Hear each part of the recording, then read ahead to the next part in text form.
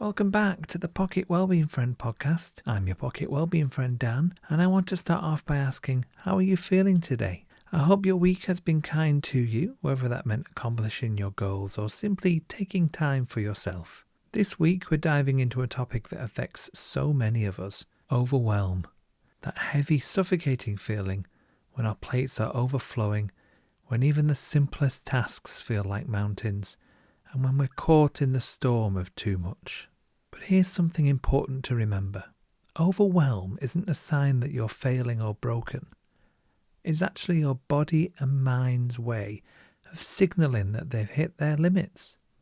It's a reflection of all the things you've been carrying, juggling, and trying to manage.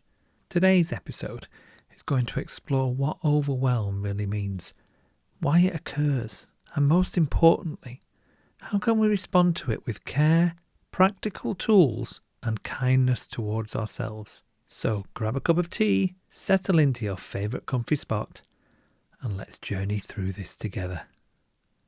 Let's talk about what overwhelm is. It's your body and brain's way of signalling that they're reaching their limit. So it's not a failure.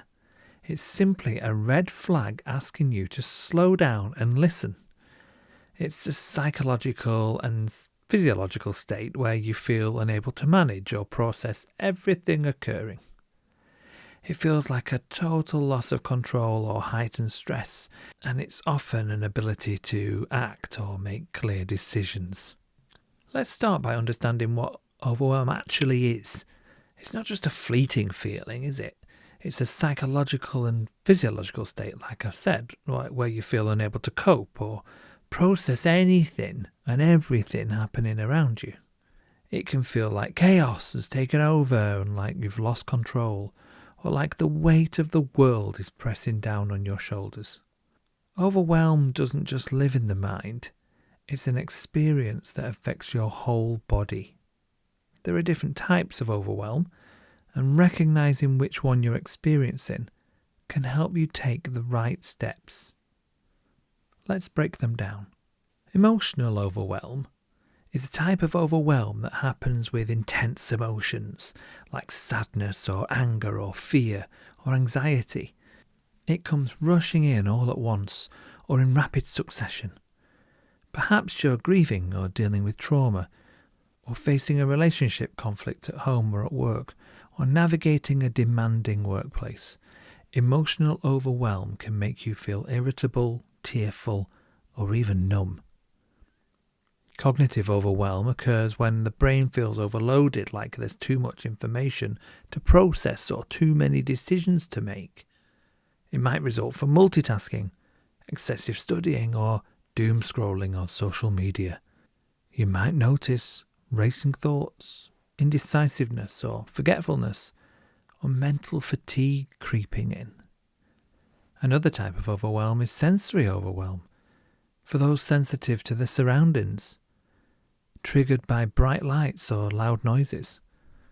Crowded spaces, we call it overstimulation. Neurodiverse individuals, such as those with autism or ADHD, are particularly prone to this type of overwhelm. Can lead to discomfort and even urgent need to escape the situation.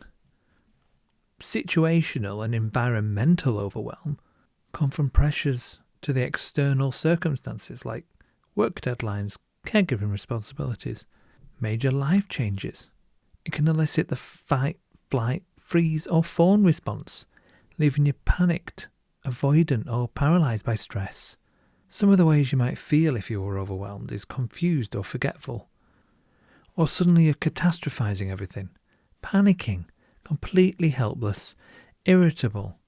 Maybe you're feeling sad or having mood swings. Physically, you're having headaches or tiredness. Are you procrastinating more than usual? Are you avoiding things?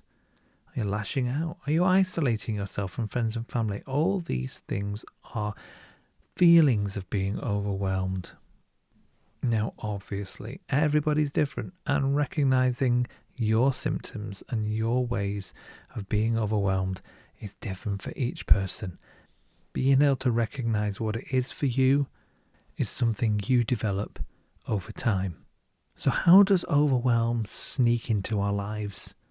Well, it could be that you're just juggling too much at work or at home. Maybe you're feeling the weight of unrealistic expectations, whether they come from others or even from yourself. Perfectionism, taking on too much, struggling to set boundaries. All of these things can open the door to overwhelm. And let's not forget about rest. If you're not giving your mind and body a chance to recharge, it's easy for stress to build. Even the small issues feel unmanageable. Then there's the constant buzz of social media, notifications pinging, endless scrolling, and the pressure to keep up with everything. It's a lot for anyone to keep up with, and trust me, I feel that pressure too. But over time, all this can take a toll. If left unchecked, overwhelm can lead to burnout, anxiety, or even depression. It can also affect your physical health in ways you might not realise, strain your relationships, and hurt your ability to stay engaged and productive, whether at work or in your personal life. But don't worry, there are ways to tackle it, and you don't have to do it alone. People often describe being overwhelmed as feeling like they're drowning, or running a marathon with no shoes on, or having a browser open with 50 tabs and none of them loading. Others liken it to an emotional claustrophobia, as though there's no space left to breathe. If any of those sayings resonate with you, it's a good sign that your mind and body are signalling for you to pause and adjust. Experiencing it should not be viewed as a weakness. Like I said, it's more of a signal from your body indicating the need to pause or let go. Recognizing you are overwhelmed is the first step to addressing it with self-compassion. Establishing some boundaries and seeking the right support. It's important to understand feeling overwhelmed is part of being a human being, and that feelings deserve attention and care, and feeling overwhelmed deserves that care too. It's completely normal to feel overwhelmed at some point in your life. You're not alone in feeling that way. So, like I've said, feeling overwhelmed isn't just in your head. It's something your whole body experiences. Let's talk about those fight, flight, freeze, or fawn responses. When we sense a threat, whether it's a looming deadline or a social situation or a sensory overload, our brain kicks into survival mode. It fires up into either fight, flight, run away, or freeze in place, or even fawn, which is a fancy way of saying people please to stay safe. Maybe you've tried to placate others just to keep the peace. Well, that's fawning. These responses aren't flaws. They're built-in survival strategies we've all got tucked away. And if you're someone who's highly sensitive or has gone through trauma, feeling this way can happen more often than you like. When it piles up, it can take a toll on your mind and body. But the amazing thing, our brains and bodies are adaptable. With awareness and rest and grounding exercises, some healthy routines and support, you can teach your nervous system to handle stress differently. You've got the power to feel calmer, clearer, and more resilient. Honestly, I've been there too. There have been times when I've said, my plate's too full, and instead of taking things off it, I've thought, oh, I'll just get a bigger plate. Now, spoiler alert, that does not always work. I've taken on way too much work and had to learn to say no. I've had nights when even deciding what to eat for tea feels like a monumental challenge. Sound familiar? If so, you're not alone. Let's figure this out together. The good news is that overwhelm doesn't have to control you. Let's explore some practical steps and tools you can use to manage and mitigate it. The first step is simple. Stop. Stop doing. Stop planning. Stop trying to power through. Take a moment to breathe and listen to your body. Let's do that together now. Wherever you can, get comfortable. Let your shoulders relax and lower your gaze or close your eyes. Take a slow breath in through your nose and out through your mouth. Let gravity support you as you feel your feet on the ground, the chair beneath you. Another breath in through your nose and out through your mouth. Feel your breath. Don't change it, just feel it. You don't have to carry anything right now. Just let yourself soften. When you're ready, come back and relax. Taking the time to pause is such a valuable tool in your kit. Often the most powerful thing you can do is name what you're feeling. Say to yourself, I'm overwhelmed.